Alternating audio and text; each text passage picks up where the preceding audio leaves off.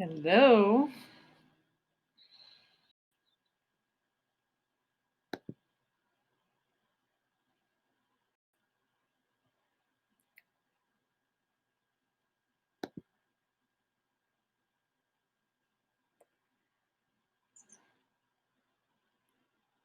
So, hi, I am wondering if there is anybody here.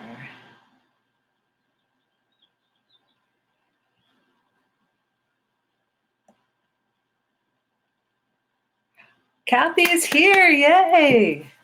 Oh, Erica, there's no way on here for me to see who is here. So that's very interesting to me. So welcome everyone who is here. My name is Jacqueline Morosco, and I am the owner of Spirited Practice and the creator of Mantra Oracle Cards.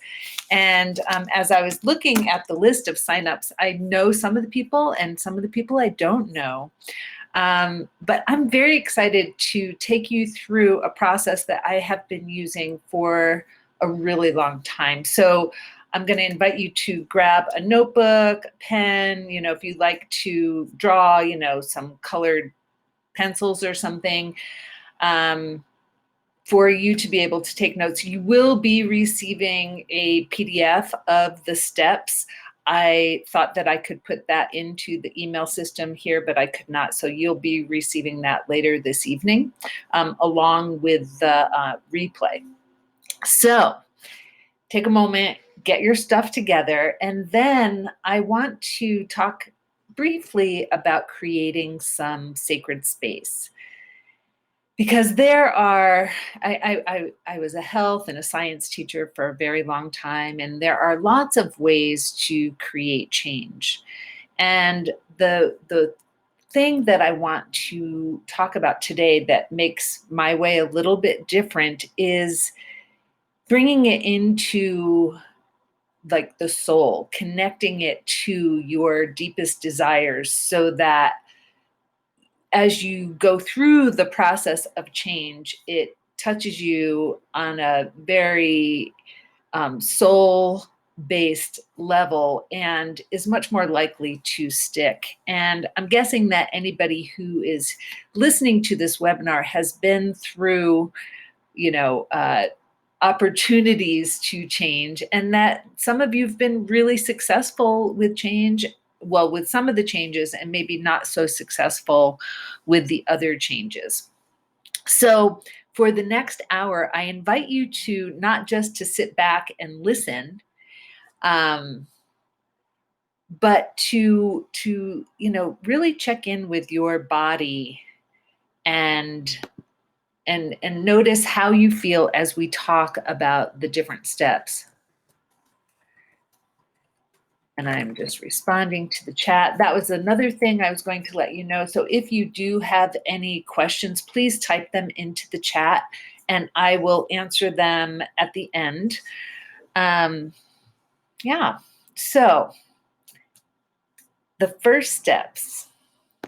And let's go. So my intention for this webinar is to share what has helped me create change in my life. And if you don't know anything about me, just a little bit, I have been sober for over 30 years. And you're like, oh, she must have got sober when she was like 2, Yeah, that's my joke of the day. I'll promise not to continue to make bad jokes.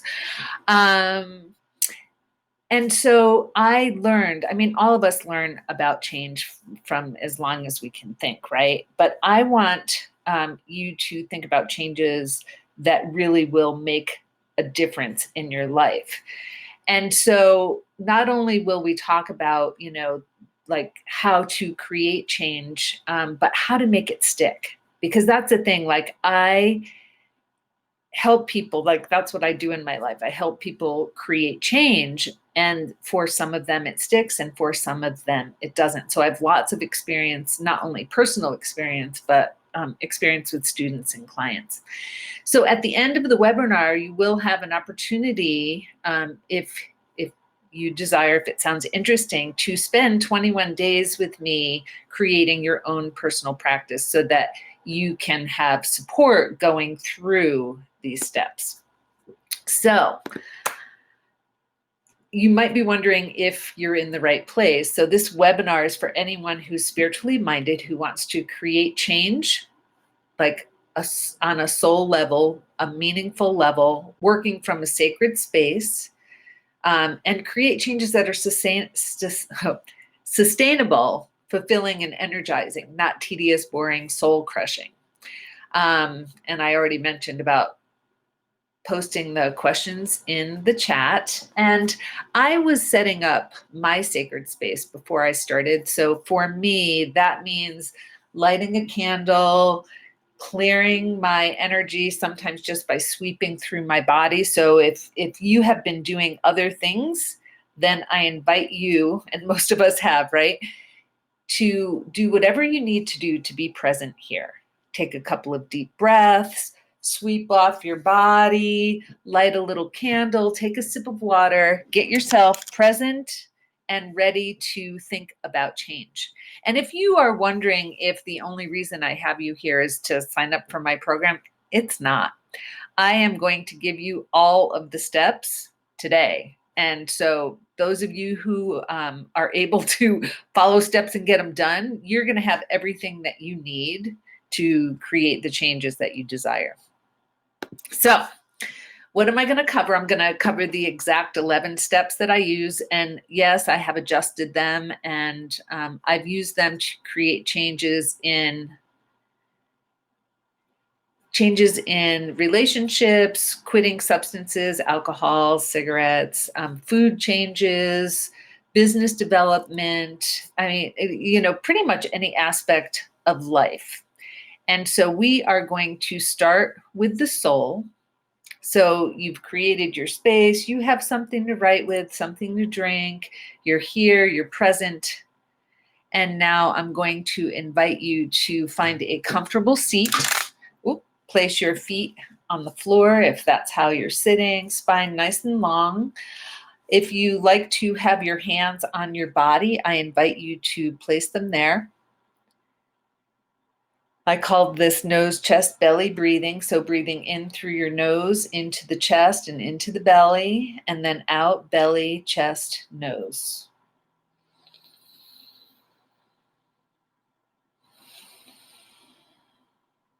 Long, smooth breaths, inhale and exhale, helping you to be present and in your body.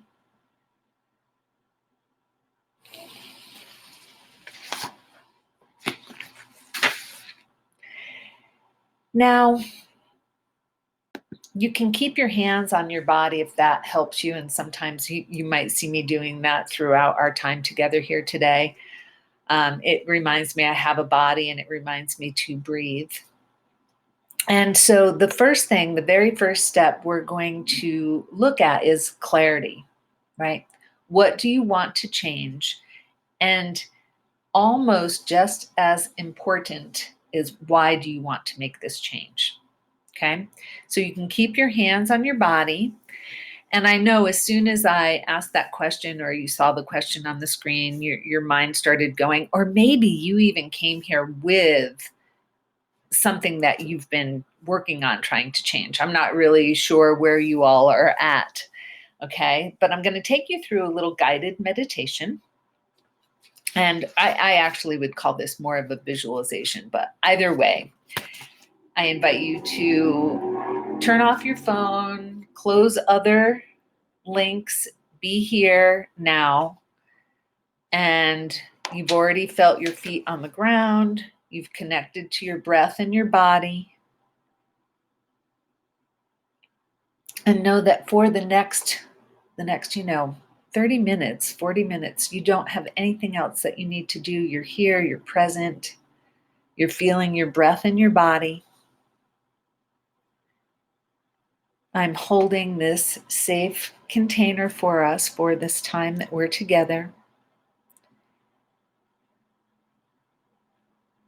And know that there is some part of you, a deep part of you, that hears and takes in the information that you need to know, right? And we use all of our senses when we're doing this. And there's no way to do this wrong. So hopefully you're in a safe space, a held space, held by me. As you sit in this still space connected to your breath and your body, allow your bones to become heavy. Allow yourself to be supported by the earth, by the seat underneath you. And then as you move deep inside, notice your heart's deepest desire, your heart's deepest longing. Notice what bubbles up when I ask that question. What is it that you truly desire? And also notice that when we get ideas that pop into our heads, sometimes we want to adjust it. Maybe, like you're like, oh, I want to feel better in my back body. But in your head, you were thinking, oh, I want to, lose 10 pounds. Notice any discrepancies that come up, right? And as you're thinking about your heart's deepest desire, I want you to hang on to that. Don't let go of that. And I want you to move to, in your mind's eye, to your favorite space in nature. And just choose one, though you may have many. And as you, in the blink of an eye, move to this place, notice the sights. What are you seeing? Notice the sounds and the smells. Notice if there's any taste. Notice if there are other people or animals there, if it's night or day. How do you feel in this space?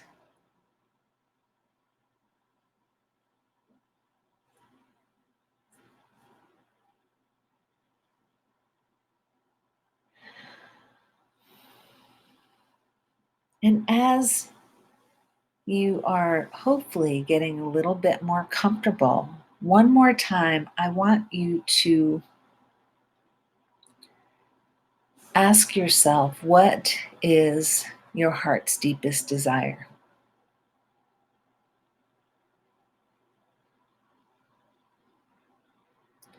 So in yoga, we have a thing called a sankalpa, a commitment to ourselves. Some people call it a vow.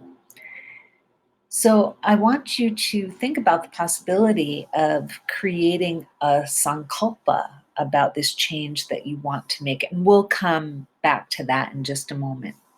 So I'm going to invite you to come back to the webinar, to me talking. Obviously, you can still sit with your eyes closed, whatever comfortable. And you're keeping this, maybe you jotted it down, what it is that you'd like to create change with. And then we're going to move on to step 2. And in step 2, I want you to think about, how do you want to feel once you've created this change? Right? So I have done a practice for a long time called desire mapping, created by Danielle Laporte, and we come up with core desired feelings, and mine right now are connected, creatively genius, and present. And so that's when I go to make decisions in my life, I base it around how I want to feel, because many times I have set goals and then achieved those goals and not felt how I thought I would after that happened. So and a recent change that I've made, on June 1st, I did a 10-day juice cleanse, and I decided that I wanted to move my body more. So I started walking.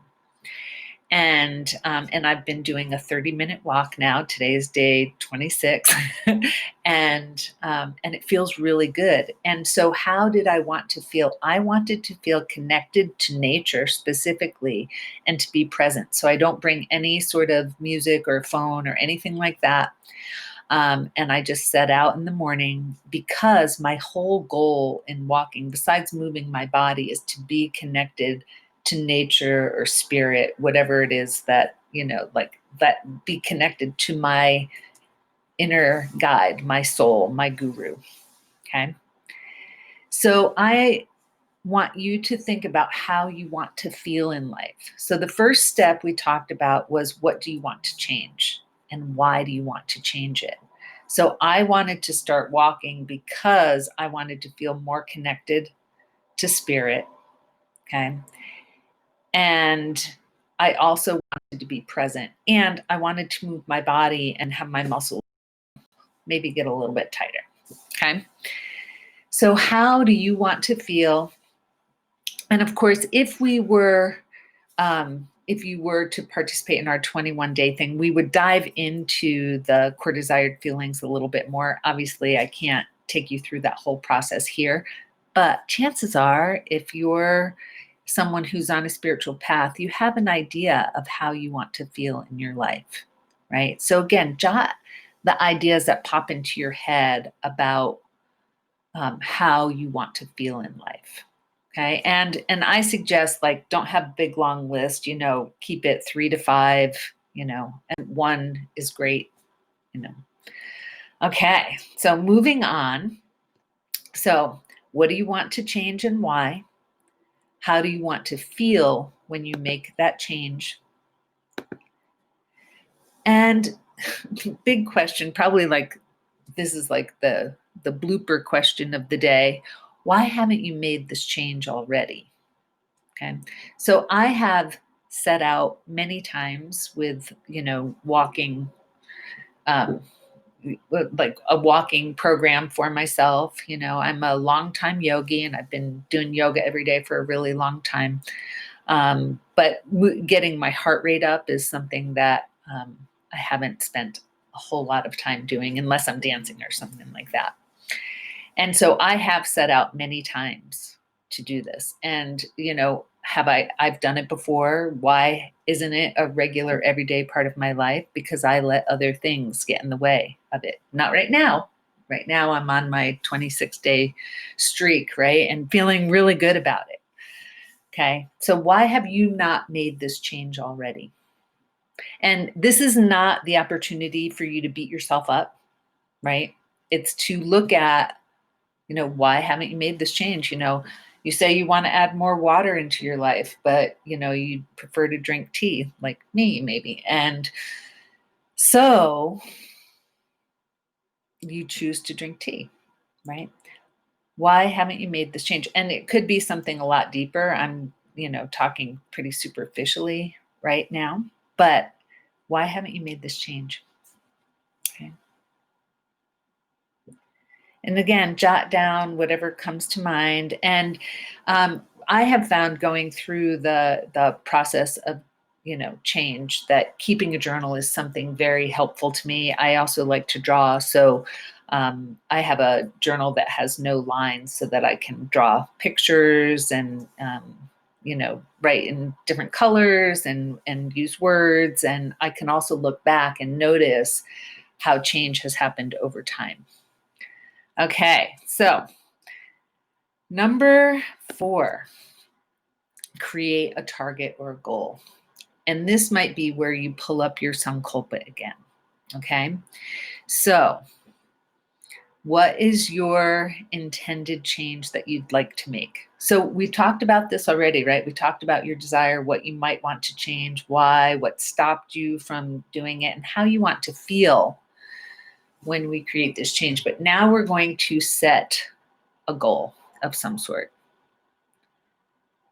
Sometimes I like to call it a target, thinking about throwing horseshoes or something. And, so I get close to the point, but, maybe not 100% there.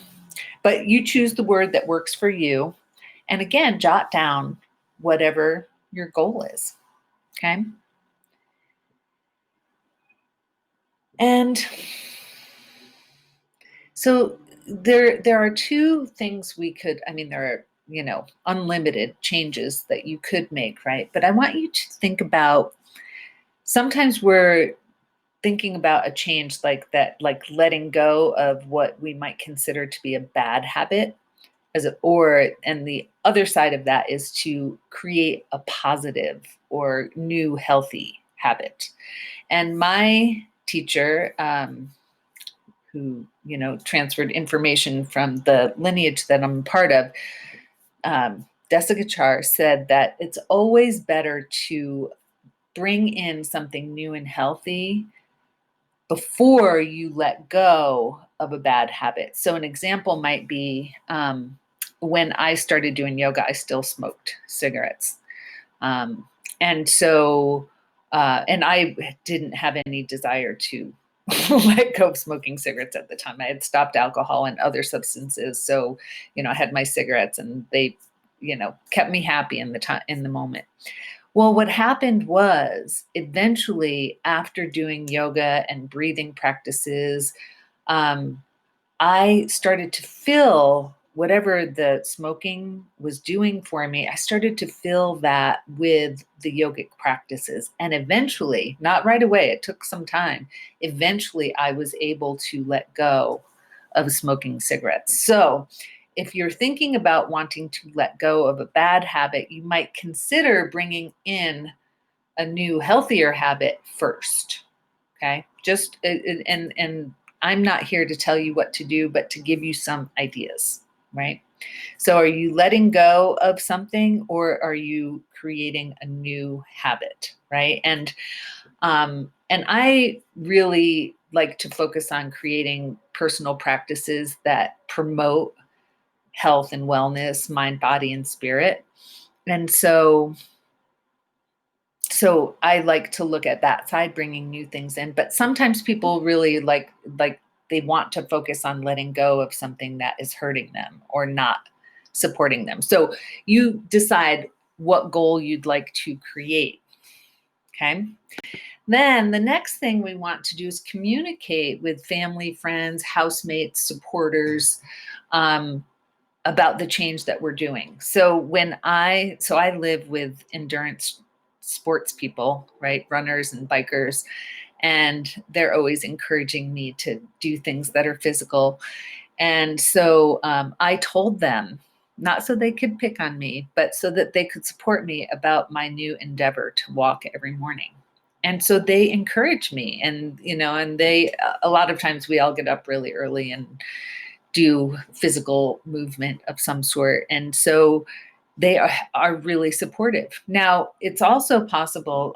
I remember one time when I started running, and one of the runners in my family drove up in the car and said, "When are you going to start running?" Ha ha ha. And it was very disappointing. And luckily, that was a long time ago. We're in a much different place. And they're much more supportive of me creating this change in my life. So one of the things I was going to say is when you choose people to help support you, that make sure they're not going to be people that that put you down or discourage you. Because the other thing I was thinking of too, when I stopped using substances, there were people in my family who wanted me to continue for a variety of reasons. And so they did a lot of different things to try to sabotage my sobriety. Luckily, they did not. Okay, so you're going to communicate with people in your life. And you also might consider getting an accountability partner. And in programs like AA, they have sponsors and things like that. In business, I have had an accountability partner for quite a few years. We meet once a week and we talk about what it is that we're going to do and create in our business. In the same way that I, talked with my family who does their exercise, think about if you want someone who wants a similar change that you can talk to on a regular basis to support each other. Okay. Next, I want you to think about what's a baby step that you could make that will get you closer to your change, right? So I totally believe in small changes over time create big results. So an example, if we were to talk about my walking endeavor, so maybe the first step is to buy some walking shoes, okay? And, and have clothes that feel comfortable for walking. Then maybe the next step might be to put the walking shoes by the door and to have my clothes out in the night so that when I wake up, I immediately think about putting on my walking clothes and get ready to take a walk. Then the next step might be to walk for 5 minutes and see how it feels, but just have fun and not let myself go longer, even if I want to, right? And so, and my goal was 30 minutes. And so, like, I could add 5 minutes a day, or I could add 5 minutes a week. It's, you decide the steps that you want to take. So my experience when I want to, like, that's it, I'm going to go out, I'm going to walk an hour every single day, no matter the weather and blah, blah, blah, that's usually really short-lived. And so with this one, building up a little bit over time, and I actually started with 20 minutes and my goal was 30, but it's going to depend on you and the kind of steps that are appropriate for you to take, and be really gentle with yourself about this. What's a meaningful checklist for you, right? And how long do you want to take? Like, maybe like, just because I'm on this walking binge right now, right? Maybe it's 5 minutes for 3 days, and then 7 minutes, and then 10 minutes. Like, you decide what that looks like to you and what's really doable. Okay. All right. So one of the things that I have found to be very useful for myself and for others is, so we have this little checklist, right? We have our goal. We know why we're doing it. We know why we haven't done it. Add it on to an existing habit. So I get up in the morning, I do my little morning routine of brushing my teeth and scraping my tongues and, putting water on my face. I come down. And what stopped me for a while is I used to make some coffee or hot water and do this other part of my morning routine. And I decided that for this to work, I would have to, after I did my, bathroom routine, put on my walking clothes and go right outside.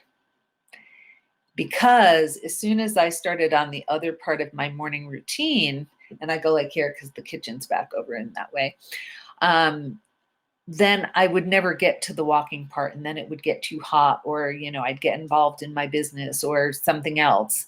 So now I do the morning bathroom routine, put on my walking clothes, put on my shoes, and go right outside the door. So it's connected to an aspect of my morning routine. Okay. So, and sometimes we have to adjust things in order to make them work. So the next thing, like after I come back from my walk, then I turn on my hot water and do the next part of my morning routine. And it's so nice because it's actually happening, right? So where could you add it on? And I know that it's not always convenient. There's not always an existing habit to connect it to, but see where it's going to fit into your life, because if you don't make space for it, I can guarantee you it's not going to happen, right? All right, so the next step is scheduling it into your planner. And I was a teacher for a really long time. I'm a planner person. If it doesn't end up in the planner, it doesn't happen. So it doesn't matter if it's electronic or written, but you need to schedule this into your day, however that works for you. If it's scheduled, it gets done. If it's not scheduled, at least in my world, it doesn't happen. And, maybe being a teacher, having kids, I had to always figure out how to make it work. And I think that's how it is for most of us in life. We have to plan things out in some way. And I know there are those of us who fight the idea of discipline and order and structure, but sometimes that's the way that it makes it actually doable, right? I just heard this term today on a call that I was on, and it was blissipin, right? So instead of discipline, thinking about it as, a way to create blissipin in your life. So I did not create that. I heard it from somebody else, but I love it. Okay, so you schedule it. Next, set up notifications.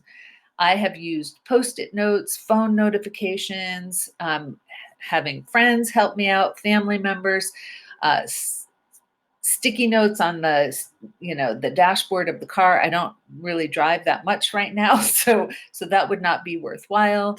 I have used dry erase markers on the mirror in the bathroom. Think of a system that will help you remember, because until it becomes part of our regular daily routine, most of us are not going to automatically remember, right? When we're adding in a new habit, we have to figure out ways to keep us motivated and remembering what we planned on doing. Like I know that there were many times when I thought, I'm not gonna, drink anymore. And then I'd get with my drinking friends, and then all of a sudden I'd be drinking, and it would be like, that doesn't happen anymore. Even if I have friends who drink, it doesn't happen anymore because it's no longer part of my life. Okay, so we set up some notifications, it's in our planner, and then finally you do it and rinse and repeat. And I say it this way because, there is a little bit of research about if you do something for 21 days, then like your habit has changed. And I would say yes and no. It really depends on you and your experience in the past, as well as the change that you're trying to make. Some changes take years of vigilance, right? And constant reminders. And I'm thinking of, addicts, for one thing. It's been a long, long time since I was a smoker. And there are still times when like I smell tobacco burning and it's like, interesting. That smells appealing on some level, right? And there are other times it's really gross. And then I noticed too, so I said I was on day 26 of walking, and I love to walk, I love to hike, but making it a daily part of my existence is more of a challenge. And I noticed I was walking the other day and I was thinking, I wonder if I could just, shorten my walk a little bit. And I thought, oh, here we go. This is my mind working on me. Like I have no intention of making my walk shorter. I've walked in the rain and the wind. I make sure that I get out before it gets too hot where I am, because being cold when I'm walking is better than being too hot, right? So, but I realized like it's been 26 days, and that's actually a time for me when I can start thinking like, oh, like I have this, I can change it in some way, So know that some habits take much longer to become part of who you are. And that's why at the very beginning, I talked about making this a meaningful, soulful experience, right? And I know sometimes, like drinking water might not sound very soulful, right? Or even taking walks might not be. For me, it has been because it's my way of connecting with spirit. But thinking about who you want to be and how you want to get there, right? So finally, evaluate how it went and then make changes. So like for me, when I started thinking about shortening my walk, I decided no, like I don't have like things going on where I'm going out and teaching classes still. Life has given me a little bit more time than normal, and so I am using that to my advantage. Okay. So so sometimes this can be the harder thing, you know, if, especially when it's not working in the way that we think it's supposed to. But I have made so many different changes in my life, and some of them have stuck. Like I was thinking about it as I was writing up these slides, and I I started doing I've been doing yoga for, you know, well over 30 years. I've been sober for well over 30 years. So sometimes, you know, people are like, well, you've been doing it for so long, you know, you have this change thing down. And in some ways, yes, but in like I'm still not exactly like where I want to be, you know, like there are other changes that need to happen. Like I have found during this COVID time, it's been really a great opportunity to start to go through my books and my stuff, and to clear out things that I don't need any longer, you know? And so making decisions all the time and changes all the time. So, the next part I wanted to talk about, so these are the steps all together. Clarity, what do you want to change and why? How do you feel? How do you want to feel once you have made the changes? Why have you not changed this already? Create a target or goal and maybe a sankalpa, commitment to yourself. And we always put those in the present tense as if they're already happening. Communicate with family, friends, housemates, supporters, possibly get an accountability buddy. What's one baby step that you can get started with, and then create a little checklist of mini steps.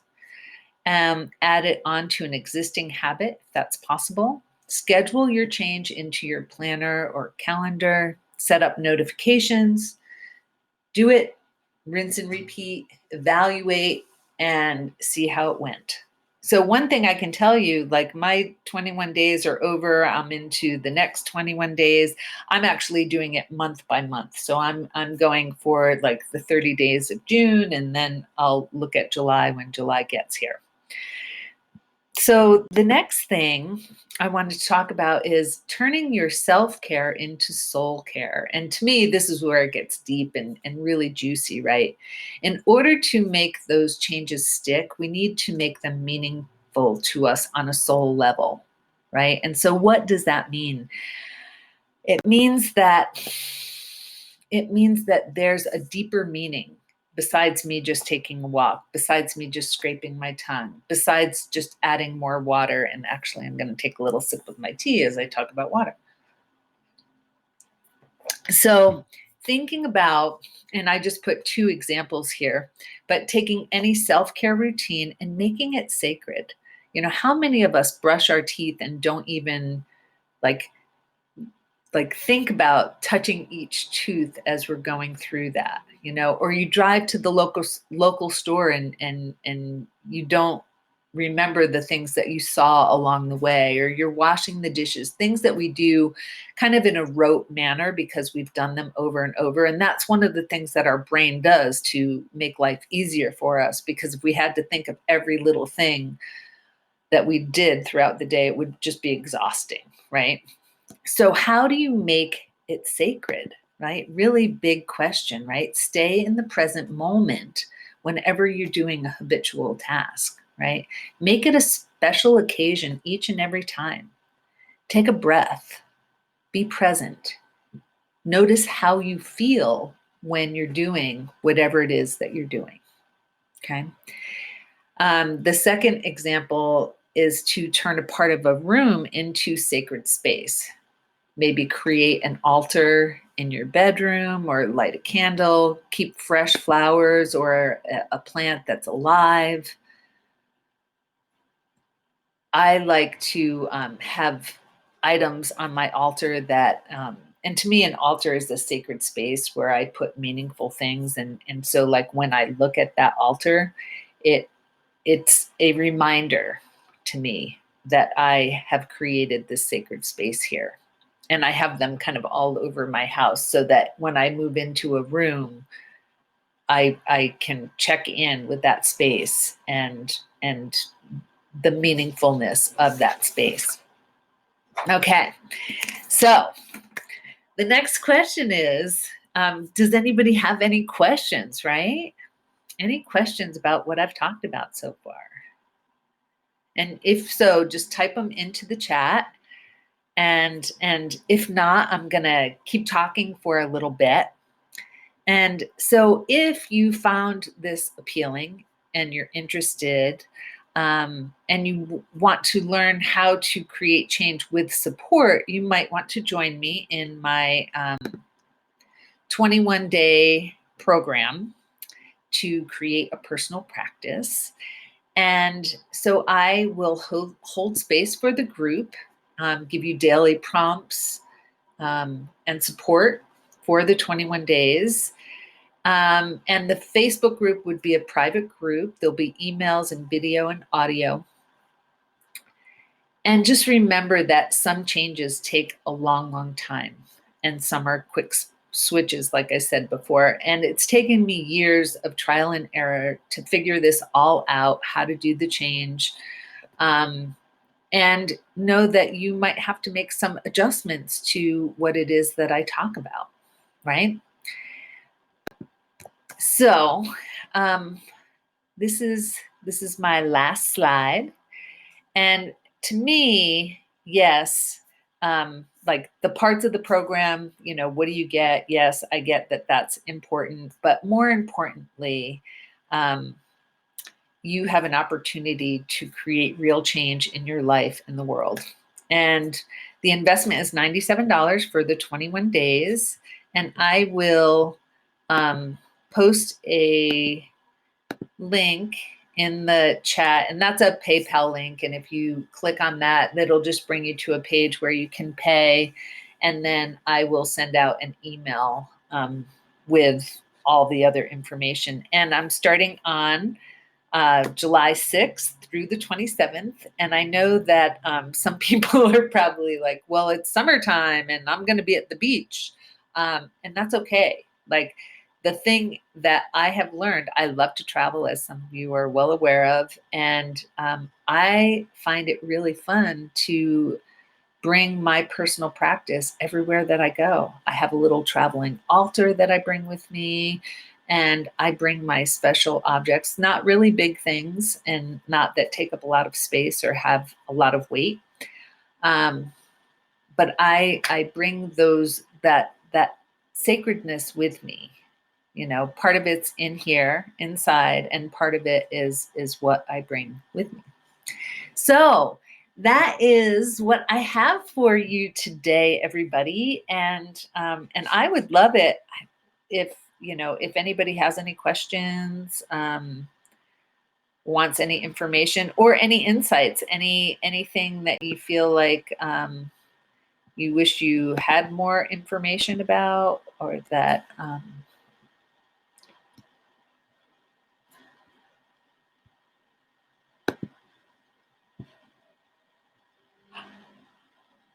Katie's here. Hi. So so I love that all the people's names I've seen so far are people that I know. And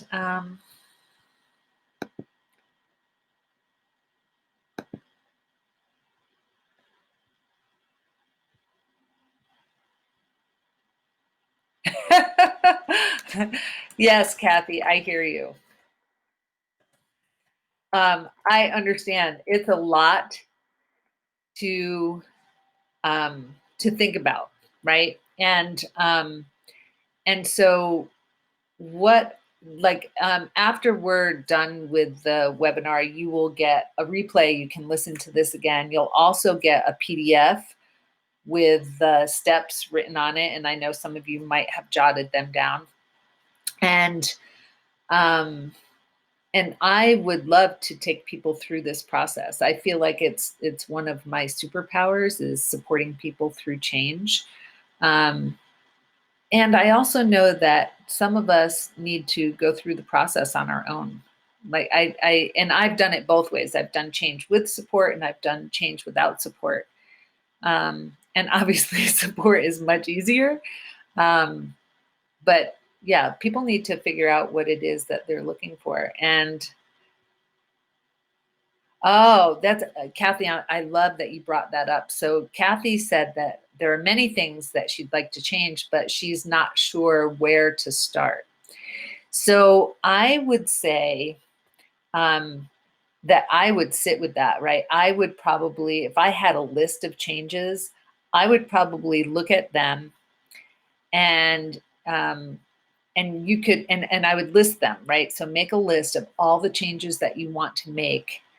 And you could do this in a couple of different ways. I might start with the easiest changes to make, the ones that I know that I can do really easily. And the thing is, like, one thing I know doesn't work for me as well as anybody else is I have 10 changes I want to make, do them all at once. Because for me, most of them wouldn't stick, right? So I would start with, you know, one really easy one to show yourself that you can do it, right? Or you could start with the one that's most meaningful. Maybe it's not the easiest one. Maybe it's the most challenging. And I'm also happy to have a conversation too about that if anybody wants to talk about that. And then Julie is talking about she found her desire mapping journal. And because yes, I've been doing desire mapping for at least the last 5 years. I was going back through my stuff as I'm cleaning stuff out because I think it's really important to know how we want to feel, right? If you're not sure about how you want to feel at the end. I'm even thinking about, like, some of us get into a relationship and think that having a partner is going to be the end all be all.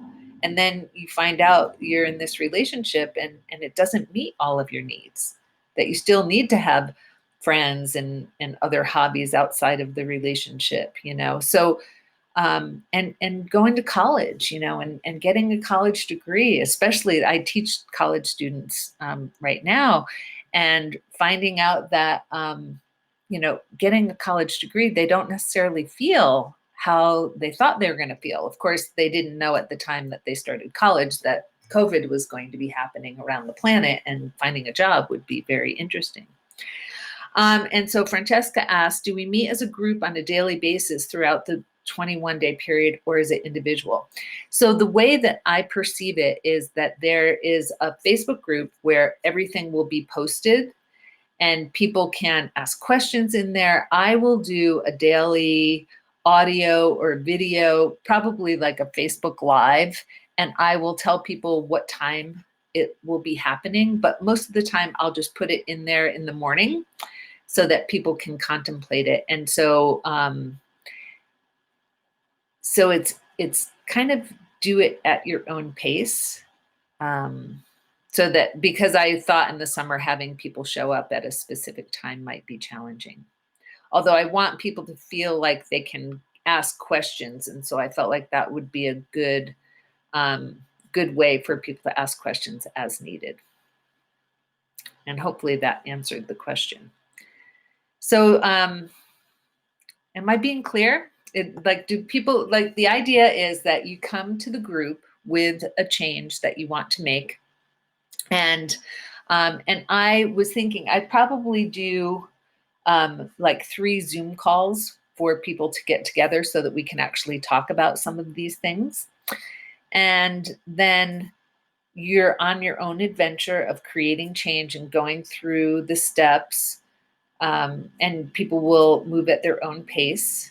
And then I am there, and the rest of the group. What's really nice about doing this in a group format is that you're supported by everybody in the group, you know. And that's, if some people will do it and just take information and not participate, right? They'll just get the support for themselves, and other people will support each other as you're going through the process. And it's my job to support everybody. So does anybody else have questions? I want to make sure I didn't miss anything. All right. Well, I really love that people that I love showed up to hear me in my webinar debut by myself, and so thank you. I wish that I could like see people, but I can't. So I want to thank you all very much, and the link is in there. If you'd like to join, if you have any questions, you will be getting a replay and a PDF of the steps eventually. I think it comes out like 2 hours after we're done. And so you should already have my email. And so if you have any questions, please reach out. And I hope that I see some of you again. All right, so I usually close with sound, but I'm not going to do that because this is not a yoga class. So thank you all for showing up, and definitely reach out if you have any questions. Bye.